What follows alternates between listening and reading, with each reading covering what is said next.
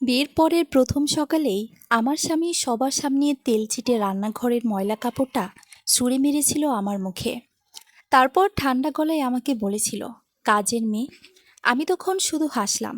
কোনো ঝগড়া করিনি, কোনো কান্নাও করিনি। চুপচাপ আমার ব্যাগটা হাতে নিয়েছিলাম। সেই ব্যাগে ছিল আমার মা বাবার দেওয়া কিছু টাকা, আর তারা আমার জন্য নিরাপত্তার জন্য গোপনে জমিয়ে রেখেছিলেন। আর সেদিন রাতেই যখন আমার শ্বশুরবাড়ির সবাই বাসায় ফিরেছিল, তারা বুঝতে পেরেছিল যে মেয়েটাকে তারা অপমান করতে চেয়েছিল, সে অপমান সহ্য করার জন্য জন্মায়নি। আমার নাম সায়রা রহমান। জন্ম আর বেড়ে ওঠা ঢাকাতেই। বিয়ের আগ পর্যন্ত আমি বিশ্বাস করতাম একজন নারী ভালোবেসে বিয়ে করতে পারে, আবার নিজের সম্মানও অক্ষুণ্ণ রাখতে পারে। আজ মনে হয় তখন আমি পৃথিবীটাকে খুব সহজ ভেবেছিলাম। আমার বিয়ে হয়েছিল রুদ্র আহমেদের সঙ্গে, বৈশাখের শেষ দিকের এক সুন্দর সন্ধ্যায়। ঢাকার একটি কমিউনিটি সেন্টারে আলো, ফুল আর মানুষের হাসিতে ভরে উঠেছিল সেদিন। সাদা গোলাপি ফুল দিয়ে সাজানো হয়েছে পুরো হলঘর। খাবারের টেবিলে ছিল পোলাও, রোস্ট, কাবাব, ফিরনি আর নানান রকম মিষ্টি। আমার মা পুরো অনুষ্ঠান নিয়ে এতটাই ব্যস্ত ছিলেন যে মাঝে মাঝে মনে হচ্ছিল তিনিই বুঝি কনের চেয়েও বেশি উত্তেজিত। আর রুদ্র, সে সারাটা সময় হাসছিল, আমার হাত ধরে বসেছিল, কাবিননামায় সই করার সময় আমার দিকে এমনভাবে তাকিয়েছিল যেন পৃথিবীতে আমার চেয়ে আপন মানুষ আর কেউ নেই। 2 বছরের সম্পর্ক ছিল আমাদের। সেই 2 বছরে সে অসংখ্যবার বলেছিল, তোমাকে কখনো কষ্ট দেব না, সবসময় সম্মান করব, আমরা একসাথে একটা সুন্দর সংসার গড়ব। আমি বিশ্বাস করেছিলাম, খুব সহজেই বিশ্বাস করেছিলাম। অনুষ্ঠান শেষে সবাই যখন শুভেচ্ছা জানাচ্ছিল, তখন আমার মা চোখ মুছছিলেন বারবার। আর বাবা, বাবা ছিলেন কম কথার মানুষ। তিনি কখনো আবেগ খুব বেশি প্রকাশ করতেন না। কিন্তু বিদায়ের আগে যখন আমাকে বুকের সঙ্গে জড়িয়ে ধরলেন, তখন তার কণ্ঠটা কেঁপে উঠেছিল। ধীর গলায় বলেছিল, মা, একটা কথা সবসময় মনে রাখিস। আমি বাবার দিকে তাকালাম। তিনি বললেন, সংসার মানুষকে শান্তি দেয়, ভয় না। যেদিন দেখবি শান্তির জায়গায় ভয় এসে গেছে, সেদিন নিজের কথা আগে ভাববি। আমি হেসে বলেছিলাম, তুমি এত চিন্তা করো কেন? রুদ্র আমাকে খুব ভালোবাসে। বাবা কোনো উত্তর দেননি, শুধু আমার মাথায় হাত রেখে কিছুক্ষণ দাঁড়িয়েছিলেন। আজও সে মুহূর্তটা মনে পড়লে বুকের ভেতরটা ভারী হয়ে আসে। শ্বশুরবাড়ি যাওয়ার ঠিক আগে মা আমাকে একটা ছোট্ট খাম দিয়েছিলেন। খামের ভেতরে ছিল একটি এটিএম কার্ড। আমি অবাক হয়ে জিজ্ঞেস করেছিলাম, এটা কি? মা মৃদু হেসে বলেছিলেন, তোর জন্য। আমার জন্য? হ্যাঁ, বিয়ের জন্য যা যা টাকা এসেছিল তার একটা অংশ। আর কিছু টাকা আমি আর তোর বাবা আলাদা করে জমিয়েছিলাম। আমি বলেছিলাম, কিন্তু এগুলো তো সংসারের কাজে লাগবে। মা আমার হাত চেপে ধরে বলেছিলেন, সংসার পরে হবে, আগে তুই। এই কার্ডের কথা কাউকে বলবি না। আমি একটু বিরক্তই হয়েছিলাম।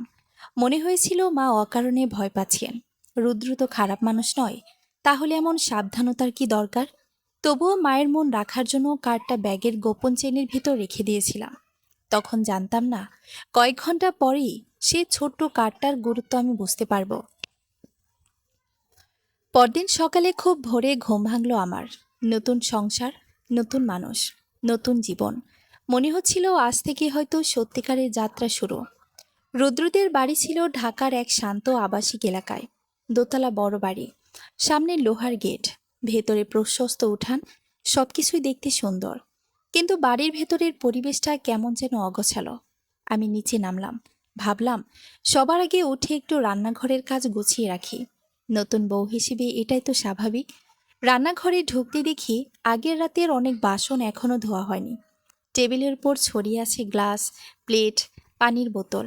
চুলোর পাশে পড়ে আছে ব্যবহৃত হাঁড়ি পাতিল। মেঝেতেও জায়গায় জায়গায় ময়লা। আমি দীর্ঘশ্বাস ফেললাম, তারপর হাতা গুটিয়ে কাজে লেগে গেলাম। অদ্ভুতভাবে তখনও আমার মন খারাপ হয়নি, বরং মনে হচ্ছিল নতুন সংসার তো, একটু গুছিয়ে নিলে ক্ষতি কি। কিছুক্ষণ পর হঠাৎ পেছন থেকে একটা কণ্ঠ শুনলাম, কি করছো? আমি ঘুরে দাঁড়ালাম, দেখলাম রুদ্র। সে সবে গোসল করে এসেছে, চুল ভেজা, পরনে পরিষ্কার পাঞ্জাবি, কিন্তু তার মুখের অভিব্যক্তিটা আমার কাছে সম্পূর্ণ অচেনা লাগলো। আমি হেসে বললাম, কিছু না, রান্নাঘরটা একটু গোছাচ্ছি। আমার কথা শেষ হতেই সে পাশের দিকে তাকালো। সেখানে দাঁড়িয়েছিলেন তার মা। দুই হাত বুকের সামনে ভাঁজ করে, মুখে অদ্ভুত একটা কঠিন ভাব। পরের মুহূর্তে রুদ্র রান্নাঘরের সিঙ্কের পাশ থেকে একটা ময়লা কাপড় তুলে নিল। কাপড়টা তেলচিটে ছিল, ভেজা ছিল, আর বাসি তেলের গন্ধে ভরেছিল।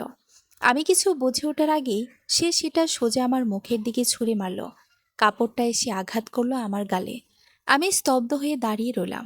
ব্যথা খুব বেশি লাগেনি, কিন্তু অপমানটা, সেটা যেন বুকের ভেতর কোথাও গিয়ে আঘাত করল। তারপর রুদ্র ঠান্ডা গলায় বলল, এত আস্তে কাজ করলে চলবে না। এ বাড়িতে বসে বসে খাওয়ার লোকের দরকার নেই, বুঝেছ? কাজের মেয়ে। আমি তার দিকে তাকিয়ে রইলাম। মনে হচ্ছিল মানুষটাকে আমি চিনি না, একদমই চিনি না। যে মানুষটা গতকাল পর্যন্ত ভালোবাসার কথা বলছিল, সে আজ আমার দিকে এমন চোখে তাকাচ্ছে কেন? রান্নাঘরের চারপাশ হঠাৎ যেন সংকুচিত হয়ে এলো। কথা বলতে পারছিলাম না। শুধু মনে হচ্ছিল বাবার কথাগুলো বারবার কানে বাজছে। সংসার মানুষকে শান্তি দেয়, ভয় না। আমি তখনও কোনো উত্তর দেইনি, কোনো ঝগড়াও করিনি।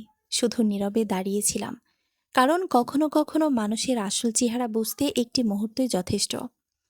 আর আমার জন্য সেই মুহূর্তটা এসে গিয়েছিল। রান্নাঘরের ভেতর তখন অদ্ভুত নীরবতা। আমার গালে এখনো লেগে আছে সেই তেলচিটে কাপড়ের গন্ধ।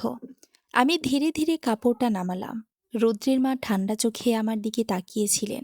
মুখে এক ফোঁটা বিস্ময়ও নেই, যেন এটাই স্বাভাবিক, যেন একজন নতুন বউকে এভাবেই শিক্ষা দেওয়া হয়। রুদ্র আবার বলল, কি হলো? দাঁড়িয়ে আছো কেন? কাজ শেষ করো। তার গলায় এমন একটা কঠোরতা ছিল যা আমি আগে কখনো শুনিনি। আমি কিছু বললাম না, শুধু চুপচাপ সিঙ্কের দিকে ফিরে গেলাম। কারণ আমি বুঝে গিয়েছিলাম এই মুহূর্তে প্রতিবাদ করলে তারা আরও কিছু করবে, আর আমি তাদের আসল চেহারাটা পুরোপুরি দেখতে চাইছিলাম। সকালটা কেটে গেল কাজ করতে করতে। একবারও কেউ আমাকে বসে নাস্তা করতে বলল না। রুদ্র ডাইনিং টেবিলে বসে পরোটা আর ডিম খেল। তার মা পাশে বসে চা খেলেন। আর আমি রান্নাঘরে দাঁড়িয়ে বাসন ধুয়ে গেলাম। মাঝে একবার রুদ্রের ছোট বোন মিথিলা রান্নাঘরে এসে ফিসফিস করে বলল, ভাবি, কিছু মনে করে না, ভাইয়া একটু রাগী।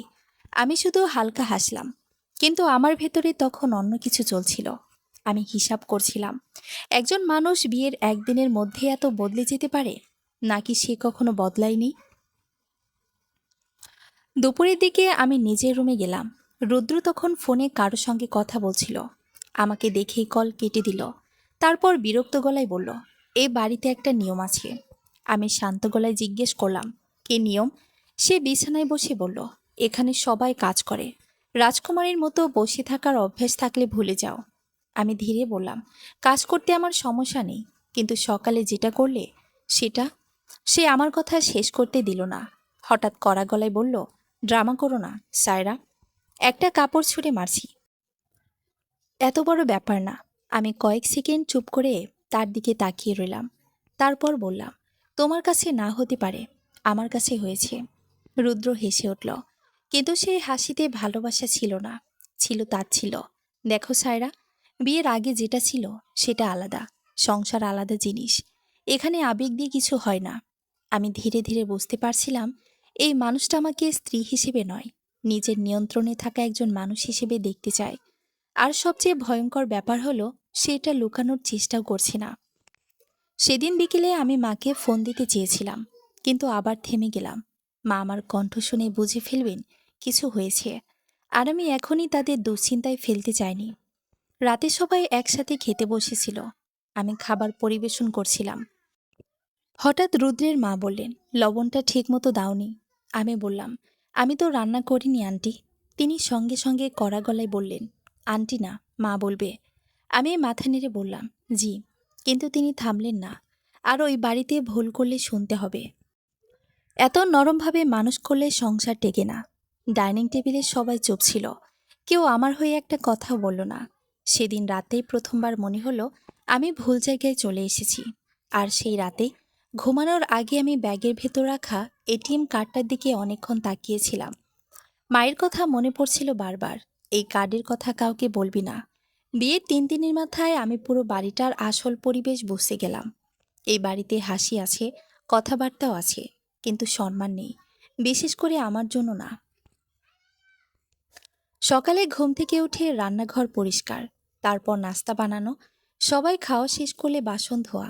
দুপুরে রান্না, বিকেলে চা, রাতে আবার পুরো রান্নাঘর গোছানো।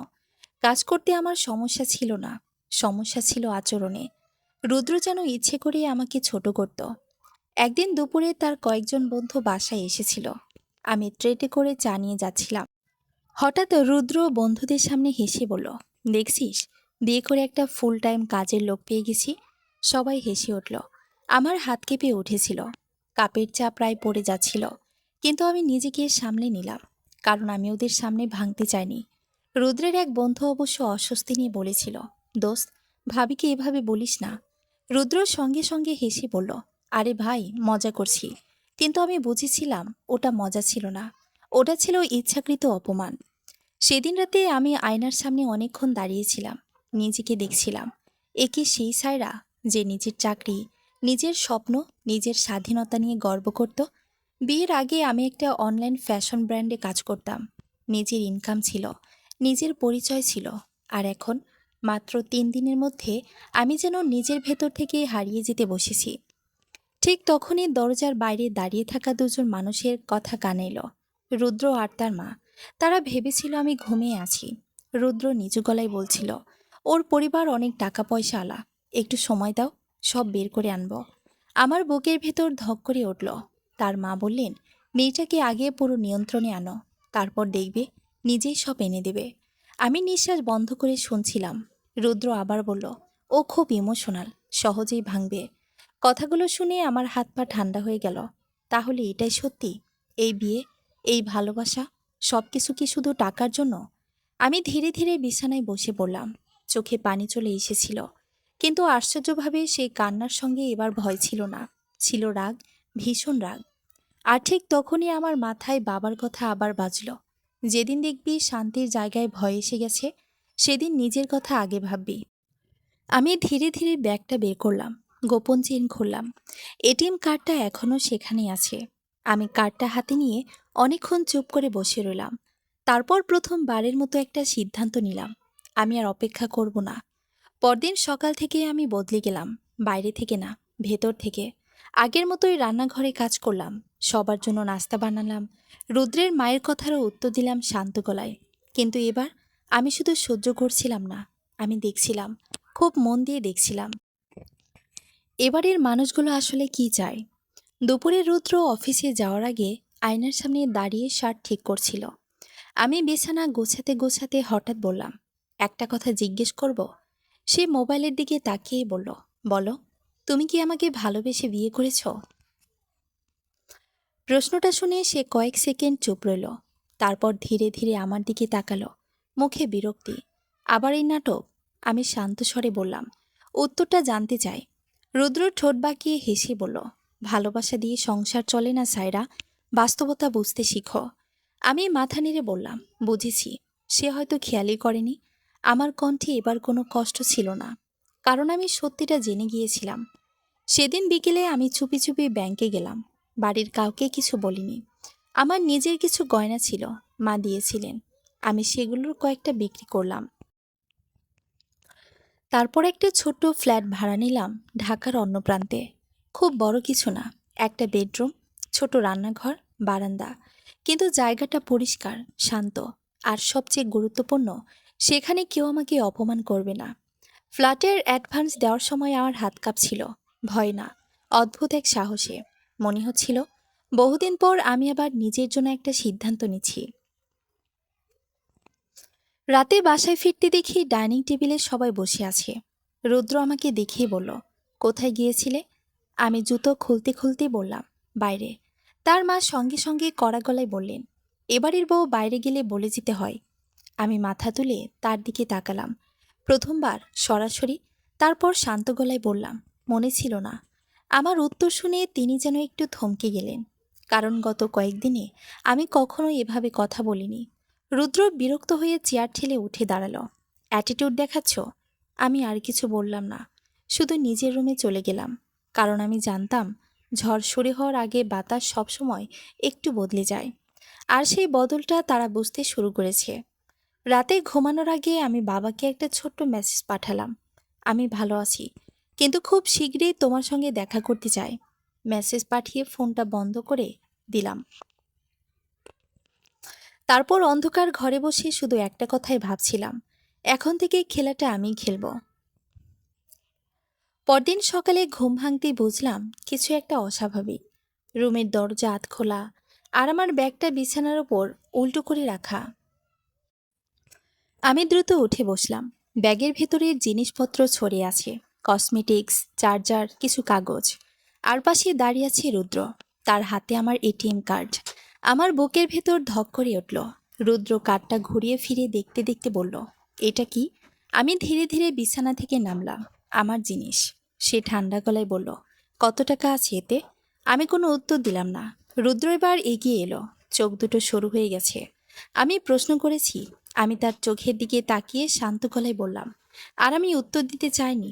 পরের মুহূর্তে সে আমার হাত শক্ত করে চেপে ধরল, এত জোরে যে ব্যথায় আমার মুখ কুঁচকে গেল। বিয়ের পর স্বামীর কাছে কিছু লুকানো ভালো না, সায়রা।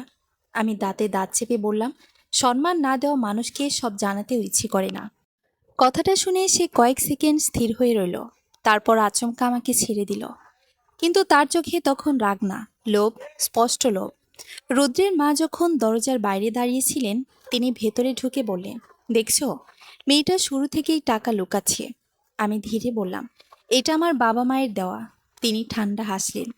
বিয়ের পর মেয়েদের আলাদা কিছু থাকে না। কথাটা শুনে আমার ভেতরে শেষ ভরসাটুকু ভেঙে গেল। আমি বুঝলাম, এরা শুধু অপমানই করবে না, এরা আমাকে পুরোপুরি নিয়ন্ত্রণ করতে চায়। রুদ্র বিছানায় কার্ডটা ছুঁড়ে ফেলে বলল, কাল ব্যাংকে যাবে, টাকা উঠাবে। আমি জিজ্ঞেস করলাম, কেন? সে বিরক্ত গলায় বলল, কারণ এই বাড়িতে অনেক খরচ আছে। আমি শান্ত স্বরে বললাম, আমার টাকায়? রুদ্র এবার আর নিজের রাগ সামলাতে পারল না, হঠাৎ চিৎকার করে উঠল, এত হিসাব বুঝো? তাহলে এই বাড়িতে থাকতে হবে না। পুরো ঘর নিস্তব্ধ হয়ে গেল।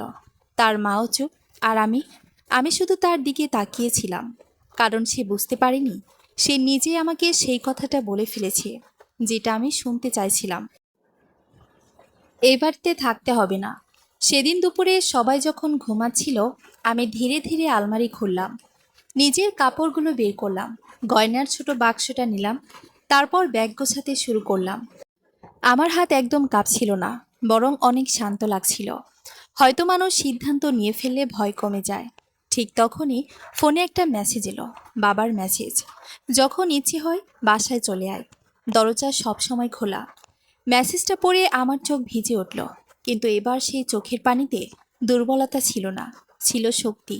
আর সেই রাতে আমি এমন একটা কাজ করলাম যা রুদ্র কখনো কল্পনাও করেনি। সেদিন রাত ঠিক 12টার দিকে পুরো বাড়ি নিস্তব্ধ হয়ে গিয়েছিল। ওপরে ফ্যানের শব্দ, দূরে কুকুরের ডাক, আর আমার বুকের ভেতর অদ্ভুত শান্ত একটা অনুভূতি। আমি শেষবারের মতো রুমটার দিকে তাকালাম। এই কয়েকদিনে এই ঘর আমাকে ভালোবাসা দেয়নি, দিয়েছে অপমান, ভয়, আর দম বন্ধ করা এক শূন্যতা। বিছানার পাশে দাঁড়িয়ে কয়েক সেকেন্ড চুপ করে রইলাম। তারপর ড্রয়ার খুলে একটা সাদা কাগজ বের করলাম। ধীরে ধীরে লিখলাম, কাজের মেয়ে কখনো ছিলাম না, আর কারো অপমান সহ্য করার জন্য জন্মায়নি। নিজেদের মানুষ ভাবতে শিখলে একদিন হয়তো সম্পর্কের মূল্য বুঝবেন। নিচে শুধু একটা শব্দ লিখলাম, সায়রা। চিঠিটা টেবিলের ওপর রেখে ব্যাগটা কাঁধে তুললাম। রুদ্র তখন গভীর ঘুমে। আমি একবারও তার দিকে তাকালাম না, কারণ যাকে ভালোবেসে মানুষ নিজের পৃথিবী ভাবে, সে যখন অপমান করে তখন সবচেয়ে বেশি কঠিন কাজ হলো পেছনে না তাকিয়ে চলে যাওয়া। ধীরে ধীরে দরজা খুলে বাইরে বের হলাম। সিঁড়ি বেয়ে নিচে নামতে নামতে মনে হচ্ছিল বুকের উপরের ভারটা একটু একটু করে হালকা হচ্ছে। গেট খুলে যখন রাস্তায় দাঁড়ালাম, তখন রাত প্রায় 1টা। ঢাকার রাস্তা প্রায় ফাঁকা, দূরে কয়েকটা গাড়ির আলো। আমি ফোন বের করে একটা রাইড ডাকলাম। গাড়িতে উঠে জানালার বাইরে তাকিয়ে রইলাম। কোনো কান্না আসছিল না, শুধু মনে হচ্ছিল আমি বেঁচে ফিরছি। নতুন ফ্ল্যাটে পৌঁছাতে প্রায় 40 মিনিট লাগলো। ছোট্ট ফ্ল্যাট, সাদা দেয়াল, খালি ঘর, তবুও জায়গাটা আমার কাছে প্রাসাদের মতো লাগছিল, কারণ এখানে কেউ আমাকে কাজের মেয়ে বলবে না। আমি ব্যাগটা নামিয়ে বারান্দায় গিয়ে দাঁড়ালাম। ভোরের হালকা বাতাস বইছিল, আর বহুদিন পর প্রথমবার মনে হলো আমি ভয় পাচ্ছি না। পরদিন সকাল 8টার দিকে ফোনের শব্দে ঘুম ভাঙল। স্ক্রিনে রুদ্রের নাম, একবার, দুইবার, 10 বার। আমি ফোন ধরলাম না।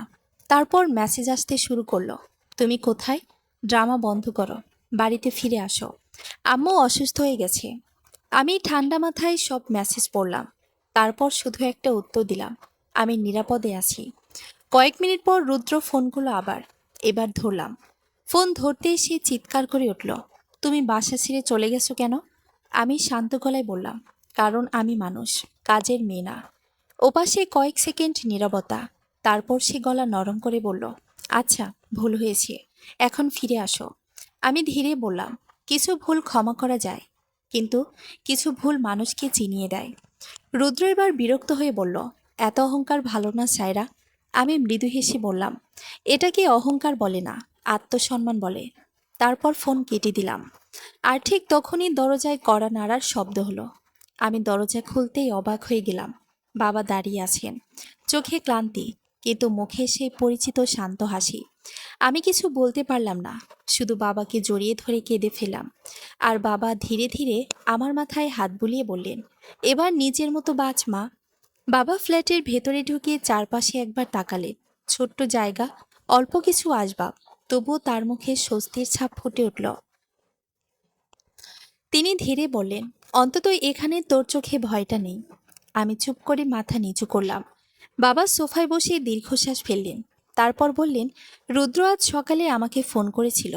আমি অবাক হয়ে তাকালাম। কি বলেছে?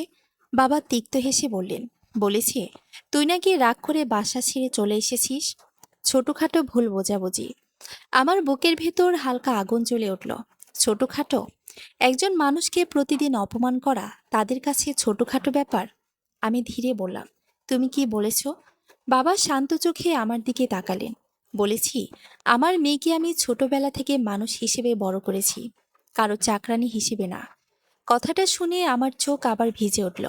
বাবা কখনো খুব বেশি কথা বলেন না, কিন্তু যখন বলেন তখন মনে হয় পুরো পৃথিবী পাশে দাঁড়িয়েছেন। সেদিন বিকেলে আমি সিদ্ধান্ত নিলাম আবার কাজে ফিরব। পুরনো অফিসে ফোন দিলাম। আমার বস নীলা আপু সব শুনে কিছুক্ষণ চুপ ছিলেন। তারপর বললেন, কাল থেকেই চলে আসো। নিজের পায়ে দাঁড়ানো মেয়েরা কখনো হারায় না। ফোন কেটে আমি অনেকক্ষণ চুপ করে বসেছিলাম। মনে হচ্ছিল আমি ধীরে ধীরে নিজেকে ফিরে পাচ্ছি। কিন্তু ঝড় তখনও শেষ হয়নি। রাতে হঠাৎ দরজার বাইরে প্রচণ্ড শব্দ হলো। আমি চমকে উঠলাম। বাবা দরজার দিকে এগোতেই বাইরে থেকে রুদ্রের গলা ভেসে এলো, দরজা খোলো। আমার পুরো শরীর ঠান্ডা হয়ে গেল। বাবা দরজা খুলতেই রুদ্র ভেতরে ঢুকে পড়ল, চোখ লাল, মুখ রাগে শক্ত। তার পেছনে তার মাও দাঁড়িয়ে। রুদ্র আমাকে দেখেই বলল, এত নাটক করছো কেন? আমি ধীরে উঠে দাঁড়ালাম। এটা নাটক না। সে তাচ্ছিলের হাসি দিল। তাহলে কি? 2 দিনের রাগ? আমি এবার সরাসরি তার চোখের দিকে তাকালাম। যেদিন তুমি আমার মুখে ময়লা কাপড় ছুঁড়ে মেরেছিলে, সেদিনই সব শেষ হয়ে গেছে। রুদ্র কিছুক্ষণ চুপ করে রইল। হয়তো সে ভাবেনি আমি এত স্পষ্টভাবে বলবো। তার মা এবার এগিয়ে এসে কড়া গলায় বললেন, সংসারে এসব একটু আধটু হয়, তাই বলে বাড়ি ছেড়ে চলে আসতে হয়? আমি শান্ত গলায় বললাম, যেখানে সম্মান নেই সেটা সংসার না। রুদ্র এবার রেগে গিয়ে বলল, তুমি কি ডিভোর্স চাও? ঘরটা হঠাৎ নিস্তব্ধ হয়ে গেল। বাবা আমার দিকে তাকালেন। আমি কয়েক সেকেন্ড চুপ রইলাম। তারপর ধীরে ধীরে বললাম, হ্যাঁ। শব্দটা খুব ছোট ছিল, কিন্তু সে এক শব্দেই যেন সব বদলে গেল। রুদ্র হতভম্ব হয়ে আমার দিকে তাকিয়ে রইল, কারণ সে কখনোই ভাবেনি যে মেয়েটাকে সে দুর্বল ভাবত, সেই মেয়েটা একদিন তার সামনে দাঁড়িয়ে চলে যাওয়ার সিদ্ধান্ত নেবে। আমার মুখ থেকে ডিভোর্স শব্দটা বের হওয়ার পর কয়েক সেকেন্ড পুরো ঘর নিস্তব্ধ হয়েছিল। রুদ্র যেন বিশ্বাসই করতে পারছিল না। সে অবাক চোখে আমার দিকে তাকিয়ে বলল, তুমি সিরিয়াস? আমি শান্ত গলায় উত্তর দিলাম, খুব। রুদ্র হঠাৎ হেসে উঠল, কিন্তু সেই হাসির ভেতরে স্পষ্ট অস্থিরতা ছিল। তুমি ভাবছো এত সহজে সব শেষ করে দিতে পারবে? আমি ধীরে বললাম, যেদিন তুমি আমাকে মানুষ হিসেবে দেখা বন্ধ করেছ, সেদিনই সব শেষ হয়ে গেছে। রুদ্র এবার বাবার দিকে তাকিয়ে বলল, আঙ্কেল, আপনি কিছু বলছেন না? বাবা স্থির গলায় বললেন, আমার মেয়ে অপমান সহ্য করে বাঁচবে, এটা আমি চাই না। রুদ্রের মা বিরক্ত হয়ে বললেন, আজকালকার মেয়েরা একটু কিছু হলেই সংসার ভাঙতে চায়। আমি তার দিকে তাকিয়ে বললাম, সংসার সম্মান দিয়ে টেকে, অপমান দিয়ে না। তিনি কিছুক্ষণ চুপ করে রইলেন। হয়তো প্রথমবার বুঝতে পারছিলেন আগের সেই চুপ থাকা মেয়েটা আর নেই। রুদ্র এবার গলা নিচু করে বলল, দেখো সায়রা, রাগের মাথায় ভুল সিদ্ধান্ত নিও না। আমি মৃদু হেসে বললাম, ভুল সিদ্ধান্ত আমি নিয়েছিলাম তোমাকে বিশ্বাস করে। কথাটা শুনে তার মুখ শক্ত হয়ে গেল। সে কয়েক সেকেন্ড দাঁড়িয়ে রইল। তারপর হঠাৎ বলল, আচ্ছা, ডিভোর্স চাইলে পাবে, কিন্তু পরে আবার ফিরে আসতে চাইলে দরজা খোলা পাবে না। আমি উত্তর দিলাম, যেখান থেকে সম্মান হারিয়ে যায় সেখানে ফেরার ইচ্ছাও মরে যায়। রুদ্র আর কিছু বলল না, রাগে দরজা ঠেলে বেরিয়ে গেল। তার মা যাওয়ার আগে আমার দিকে এমনভাবে তাকালেন যেন সব দোষ আমার। কিন্তু আশ্চর্যভাবে এবার আমি একটু কাঁপছিলাম না। দরজা বন্ধ হওয়ার পর বাবা ধীরে এসে আমার পাশে দাঁড়ালেন। ঠিক আছিস? আমি গভীর নিঃশ্বাস নিলাম। তারপর বললাম, এখন থেকে সব ঠিক হয়ে যাবে। সেদিন রাতে আমি নতুন করে জীবন শুরু করার পরিকল্পনা করলাম। পরদিন অফিসে যোগ দিলাম। অনেকদিন পর নিজের পরিচয়ে ফিরে যাওয়ার অনুভূতিটা অদ্ভুত সুন্দর ছিল। অফিসের সবাই খুব স্বাভাবিকভাবে আমাকে গ্রহণ করলো। কেউ করুণা দেখালো না, কেউ ছোটও করল না। আর তখনই আমি বুঝলাম, সম্মান আসলে খুব বড় একটা জিনিস। কয়েকদিন পর আইনজীবীর মাধ্যমে ডিভোর্স পেপার পাঠানো হলো রুদ্রের কাছে। আমি ভেবেছিলাম সে হয়তো সহজে সই করবে, কিন্তু আমি ভুল ছিলাম। কারণ ঠিক তার পরদিনই একটা সত্য আমার সামনে এলো, যা পুরো ঘটনাকে আরো ভয়ঙ্কর করে তুলল। সেদিন দুপুরে অফিসে কাজ করছিলাম। হঠাৎ রিসিপশন থেকে ফোন এলো, স্যার আপু, একজন আপনার সঙ্গে দেখা করতে এসেছেন। আমি ভেবেছিলাম হয়তো বাবা, কিন্তু নিচে নেমে যাকে দেখলাম তাকে দেখে আমি থমকে গেলাম। মিথিলা, রুদ্রের ছোট বোন। তার চোখ মুখ ভীষণ অস্থির লাগছিল। আমি অবাক হয়ে বললাম, তুমি এখানে? সে চারপাশে তাকিয়ে নিচু গলায় বলল, ভাবি, আপনার সঙ্গে জরুরি কথা আছে। আমি তাকে পাশের ক্যাফেতে নিয়ে গেলাম। বসে থাকতে সে কাপা গলায় বলল, ভাইয়া খুব রেগে আছে। আমি শান্তভাবে জিজ্ঞেস করলাম, কেন? মিথিলা ঠোঁট কামড়ে বলল, কারণ আপনি ডিভোর্স চেয়েছেন, আর আর টাকাগুলো পাননি। আমার বুক ধক করে উঠল। কি টাকা? মিথিলা মাথা নিচু করে বলল, ভাইয়া বিয়ের আগেই বলতো আপনার বাবার অনেক সম্পত্তি, আপনাকে বিয়ে করলে সব কিছু সহজ হয়ে যাবে। আমার হাত ধীরে ধীরে শক্ত হয়ে এলো। যেটা আমি সন্দেহ করেছিলাম সেটাই সত্যি। মিথিলা এবার আরো নিচু গলায় বলল, শুধু তাই না, আন্টি আর ভাইয়া মিলে আপনার এটিএম কার্ড থেকে টাকা তোলারও প্ল্যান করছিল। আমি নিঃশব্দে তার দিকে তাকিয়ে রইলাম। মনে হচ্ছিল বুকের ভেতর কোথাও ঠান্ডা কিছু জমে যাচ্ছে। এতদিন যে সম্পর্কটাকে আমি ভালোবাসা ভেবেছিলাম সেটা আসলে হিসাব ছিল, পুরোপুরি হিসাব। মিথিলা চোখ ভেজা গলায় বলল, আমি অনেকবার ভাইয়াকে থামাতে চেয়েছিলাম, কিন্তু পারিনি। আমি ধীরে বললাম, তুমি আজ এসব বলতে এলে কেন? সে কয়েক সেকেন্ড চুপ করে থেকে বলল, কারণ আপনি খারাপ না, আর আপনার সঙ্গে যা হয়েছে সেটা অন্যায়। কথাটা শুনে আমার বুকটা হালকা কেঁপে উঠল। এই বাড়িতে প্রথমবার কেউ আমার প্রতি মানুষের মতো আচরণ করলো। আমি মৃদু গলায় বললাম, ধন্যবাদ মিথিলা। সে উঠে দাঁড়ানোর আগে হঠাৎ বলল, সাবধানে থাকবেন, ভাইয়া এত সহজে ছাড়বে না। আমি কিছু বললাম না, শুধু চুপচাপ বসে রইলাম। আর ঠিক তখনই আমার ফোনে একটা মেসেজ এলো, অচেনা নাম্বার। মেসেজে লেখা, ডিভোর্স পেপার তুলে নাও, না হলে তোমার অফিসে এমন কিছু হবে যা তুমি কল্পনা করতে পারবে না। মেসেজটা পড়ে আমার শরীর ঠান্ডা হয়ে গেল, কিন্তু পরের মুহূর্তে অদ্ভুতভাবে ভয়টা কেটে গেল। কারণ আমি এবার একা ছিলাম না, আমি সত্যিটা জেনে গিয়েছিলাম। আর সত্য জানার পর মানুষকে ভয় দেখানো অনেক কঠিন। অজানা নাম্বার থেকে আসা মেসেজটা আমি অনেকক্ষণ ধরে তাকিয়ে দেখছিলাম। ডিভোর্স পেপার তুলে নাও। আগের সে সায়রা হলে হয়তো ভয় পেয়ে যেত, হয়তো কেঁদে ফেলতো, কিন্তু এখন আমার ভেতরে অন্য কিছু জন্ম নিয়েছে। আত্মসম্মান মানুষকে বদলে দেয়।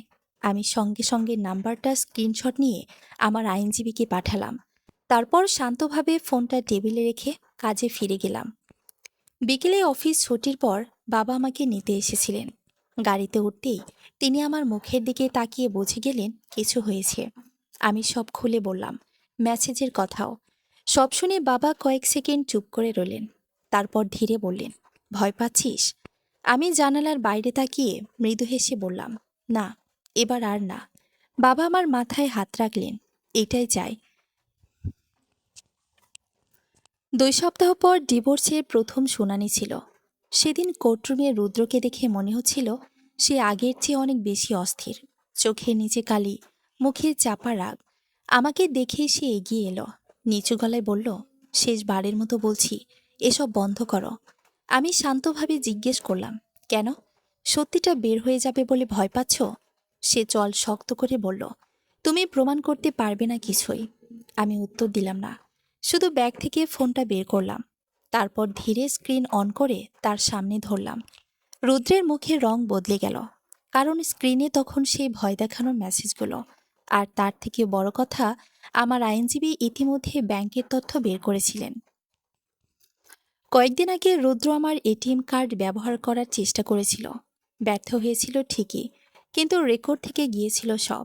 আমি ধীরে বললাম, মানুষকে ছোট ভাবার একটা সমস্যা আছে রুদ্র। কখন যে সেই মানুষটাই তোমার বিরুদ্ধে দাঁড়িয়ে যায় বোঝা যায় না। সে কিছু বলতে পারল না। প্রথমবার আমি তার চোখে ভয় দেখলাম, ঠিক সেই ভয় যেটা এতদিন সে আমার ভেতরে ঢুকিয়ে দিতে চেয়েছিল। কোর্টের প্রক্রিয়া খুব বেশি দীর্ঘ হয়নি, কারণ ধীরে ধীরে সত্য বের হয়ে আসছিল। রুদ্রের কয়েকজন বন্ধু সাক্ষ্য দিয়েছিল যে বিয়ের আগে সে আমার পরিবার আর টাকার কথা নিয়ে নানান হিসাব করত। সবকিছু মিলিয়ে সম্পর্কটা খুব দ্রুত শেষ হয়ে গেল। যেদিন অফিসিয়ালি ডিভোর্স হলো, সেদিন আকাশে হালকা বৃষ্টি ছিল। কোর্ট থেকে বের হয়ে আমি কয়েক সেকেন্ড দাঁড়িয়েছিলাম। অদ্ভুত একটা অনুভূতি হচ্ছিল। কষ্ট, হয়তো একটু, কিন্তু তার চেয়েও বেশি ছিল মুক্তি। বাবা পাশে এসে দাঁড়ালেন, ধীরে বললেন, বাড়ি যাবি? আমি কিছুক্ষণ চুপ থেকে বললাম, যাব, তবে তার আগে একটা জায়গায় যেতে চাই। সেদিন আমি সরাসরি আমার নতুন ফ্ল্যাটে গেলাম। বারান্দায় দাঁড়িয়ে বৃষ্টির দিকে তাকিয়ে রইলাম। এই ছোট জায়গাটাই আমাকে আবার নিজের পরিচয় ফিরিয়ে দিয়েছে। আমি ধীরে চোখ বন্ধ করলাম। তারপর মনে মনে একটা কথাই বললাম, কেউ তোমাকে সম্মান না দিলে সেখান থেকে যাওয়াটা ভালোবাসা না, সেটা আত্মবিসর্জন। ফোনে হঠাৎ একটা নোটিফিকেশন এলো, অফিস থেকে মেইল। আমাকে নতুন প্রজেক্টের টিম লিড করা হয়েছে। আমি মৃদু হেসে আকাশের দিকে তাকালাম। জীবন আসলে থেমে থাকে না। কেউ চলে গেলে পৃথিবী শেষ হয় না, বরং কখনো কখনো ভুল মানুষ চলে যাওয়ার পরে জীবন সত্যিকারের শুরু হয়। সমাপ্ত।